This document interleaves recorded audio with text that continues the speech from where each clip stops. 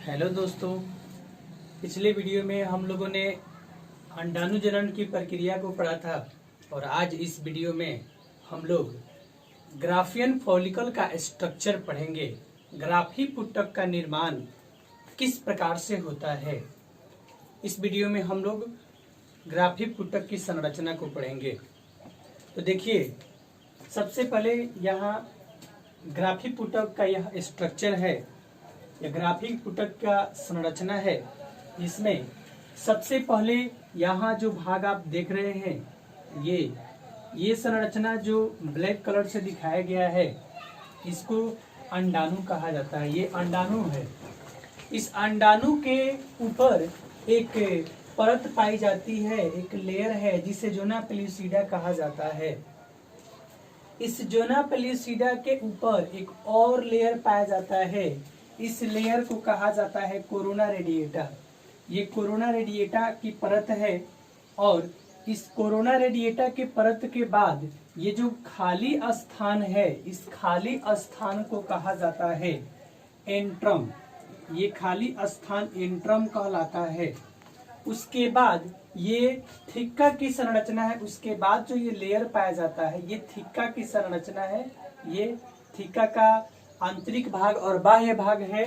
और उसके बाद ये जो संरचना आप देख रहे हैं, जो 3 लेयर का है, ये संरचना कहलाता है ग्राफी पुटक कोशिकाएं। ये ग्राफी पुटक की कोशिकाएं हैं। तो देखिए, थिक्का से एक हार्मोन स्रावित होता है। मासिक चक्र के 14वें दिन थिक्का से एक एलएच हार्मोन स्रावित होता है। ये जो थिक्का है, इस थिक्का से एलएच हार्मोन स्रावित होता है। यह एलएच हार्मोन, ल्यूटिनाइजिंग हार्मोन जो है, यह अंडाशय से अंडाणु को बाहर निकालने में मदद करता है, अंडोत्सर्ग में मदद करता है। उसके बाद ये एलएच हार्मोन कहाँ से उत्पन्न होता है, तो पिट्यूटरी ग्लैंड से उत्पन्न होता है। पिट्यूटरी ग्लैंड से 2 हार्मोन रिलीज होते हैं, एक होता है एलएच हार्मोन और दूसरा होता है एफएसएच हार्मोन। एलएच हार्मोन और एफएसएच हार्मोन को जीएनआर हार्मोन भी कहा जाता है, gonadotropin releasing hormone, GnRH hormone कहा जाता है। तो एलएच हार्मोन अंडोत्सर्ग की क्रिया को कराता है और जो एफएसएच हार्मोन है वह ग्राफी पुटक की प्रक्रिया को पूर्ण करता है, वो ग्राफी पुटक की संरचना को बनाता है। और देखिए, इसके बाद ग्राफी अंडोत्सर्ग जब हो जाता है, जब अंडाशय से अंडाणु बाहर निकल जाता है, तो उसके बाद ये जो संरचना आप देख रहे हो, अंडाणु के बाहर निकलने के पश्चात जो संरचना बच जाता है, यह संरचना कार्पस ल्यूटियम का निर्माण करता है। यह संरचना जो है कार्पस ल्यूटियम बनाता है।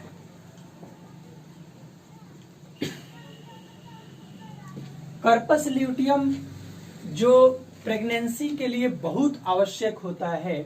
कार्पस ल्यूटियम के द्वारा प्रोजेस्टेरॉन हार्मोन स्रावित होते हैं, जो प्रेगनेंसी के लिए बहुत अधिक जिम्मेदार होते हैं।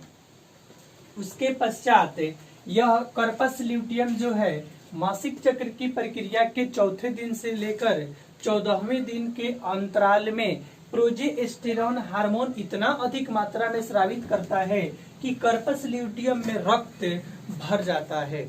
और जब कार्पस ल्यूटियम में रक्त भर जाने के पश्चात जब यह ल्यूटियल फेज में मासिक चक्र की प्रक्रिया पहुंचती है, तो उसमें ये जो प्रोजेस्टेरॉन हार्मोन है उसका स्राव कम हो जाता है। उसके पश्चात जब मेंस्ट्रुअल फेज आता है, यानी मासिक चक्र का 3रा चरण आता है, तो उस चरण में कार्पस ल्यूटियम की जो स्तर है वह नष्ट होने लगता है और गर्भाशय के जो एंडोमेट्रियम की दीवार है वो भी नष्ट होकर के रक्त के साथ मादा शरीर से बाहर निकलने लगता है। जो मासिक चक्र की प्रक्रिया में मैं आपको अगली वीडियो में बताऊंगा कि मासिक चक्र की प्रक्रिया 3 चरणों में पूरा होता है। एक फॉलिकल फेज है, दूसरा है मेंस्ट्रुअल फेज, तीसरा है ल्यूटियल फेज। मैं आपको बताऊंगा अगले वीडियो में। तो देखिए, सबसे पहले हम लोग यहाँ ग्राफी पुटक की संरचना देख रहे हैं। ये ग्राफी पुटक में सबसे अंदर की जो भाग है, ये जो गोल संरचना है वो अंडाणु का संरचना है। इसके ऊपर एक लेयर होता है जिसे जोना पेल्यूसिडा कहते हैं।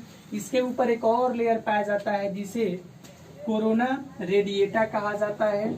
और उसके पश्चात जो खाली स्थान बच जाते हैं, ये गैपिंग जो कैविटी होता है वो एंट्रम कहलाता है। और उसके बाद ये 3 लेयर का जो परत आप देख रहे हैं जो हरे कलर की संरचना है, इसको ग्राफी पुटक की कोशिका, ये सभी ग्राफी पुटक की कोशिकाएं हैं। और उसके बाद ये जो आंतरिक संरचना, जो लास्ट वाली संरचना आप देख रहे हो, इसको थिक्का कहा जाता है। ये थिक्का की संरचना है। इस थिक्का के द्वारा एलएच हार्मोन स्रावित होता है जो अंडाशय से अंडाणु को बाहर निकालने में मदद करता है। और जो एफएसएच हार्मोन है वह ग्राफी पुटक बनाता है। अंडाशय से जब अंडाणु बाहर निकल जाते हैं तो जो बाकी भाग बच गया वह कर्पस ल्यूटियम बना लेता है, जो प्रेगनेंसी के लिए बहुत अधिक उत्तरदायी है। तो इस वीडियो में हम लोगों ने स्ट्रक्चर ऑफ ग्राफियन को जान लिया, ग्राफियन फॉलिकल को जान लिया। उसके बाद हम लोग जानेंगे कि मादा शरीर में कौन कौन से हार्मोन्स पाए जाते हैं और उनका क्या काम होता है। तो देखिए, मादा हार्मोन में सबसे पहला यहाँ लिखा गया है एस्ट्रोजन हार्मोन। यह हार्मोन जो है ये सेक्स हार्मोन कहा जाता है। इस हार्मोन को सेक्स हार्मोन कहते हैं। यह अंडाशय द्वारा उत्पन्न होता है। यह प्रजनन और मासिक चक्र की प्रक्रिया के लिए अधिक जिम्मेदार होता है।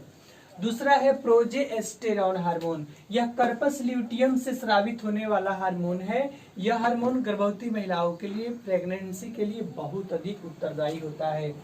तीसरा है प्रोलैक्टिन हार्मोन। यह जो है बच्चों के जन्म के बाद यानी प्रसव के बाद जो स्तनपान कराती हैं महिलाएं, दुग्धपान कराती हैं, उसी समय यह स्रावित होता है और यह पिट्यूटरी ग्लैंड से स्रावित होता है। चौथा है रिलैक्सिन हार्मोन। यह हार्मोन बच्चे के जन्म के समय यानी प्रसव के समय स्रावित होता है। और पांचवा है एलएच हार्मोन। यह अंडोत्सर्ग में सहायता करता है। और छठा एफएसएच हार्मोन जो है यह ग्राफी पुटक को बनाने में सहायता करता है। एलएच और एफएसएच यह पिट्यूटरी ग्रंथि से स्रावित होते हैं। इन्हें जीएनआरएच हार्मोन भी कहा जाता है। गोनेडोट्रोपिन रिलीजिंग हार्मोन भी इसे कहते हैं। तो आज के लिए बस इतना ही। That's all.